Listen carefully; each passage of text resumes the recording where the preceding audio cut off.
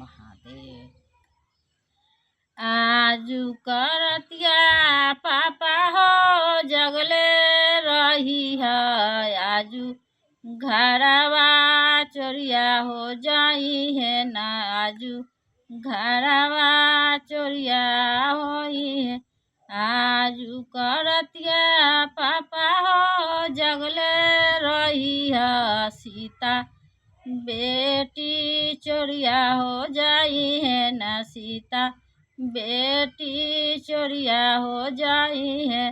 दुआरा पर आगे बेटी सिपैया रखबई, गेटा पर चकुदरवा रखबई, गेटा पर चकुदरवा रखबई।